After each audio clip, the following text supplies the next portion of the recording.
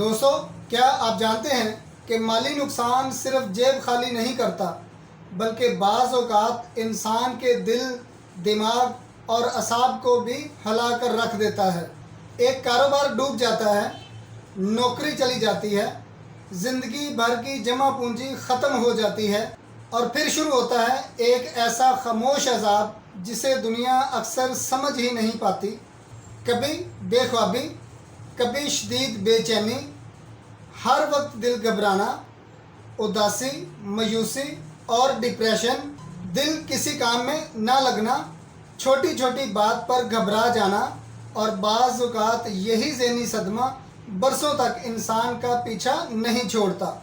ऐसे बहुत से लोग एक डॉक्टर से दूसरे डॉक्टर तक जाते हैं, बेशुमार टेस्ट करवाते हैं, मुख्तलिफ़ दवाएं इस्तेमाल करते हैं, मगर जब तक बीमारी की जड़ यानी ज़हनी और जज्बाती सदमे को नहीं समझा जाता, मुकम्मल इत्मीनान हासिल करना मुश्किल हो सकता है। यही वो मुकाम है जहां होम्योपैथी का नुक्ता नज़र नुमायाँ होता है।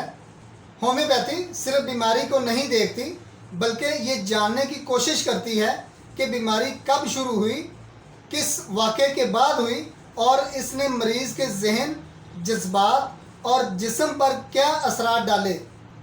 अगर किसी शख्स की तकलीफ़ माली नुकसान, शदीद गम, ज़हनी सदमे या मुसलसल परेशानी के बाद शुरू हुई हों तो एक मुस्तनिद होम्योपैथ इन तमाम पहलुओं को मद्देनज़र रख कर इनफरादी इलाज तजवीज़ करता है।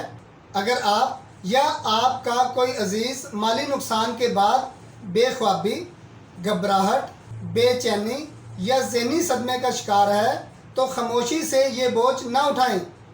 उम्मीद हमेशा मौजूद होती है और बर वक्त मुनासिब और इनफरादी इलाज बहुत से लोगों की ज़िंदगी में मुस्बत तब्दीली ला सकता है। याद रखें, बाज़ ज़ख्म जिस्म पर नहीं दिल और दिमाग पर लगते हैं और इनका इलाज भी इतनी ही तवज्जो का मुस्तहिक होता है।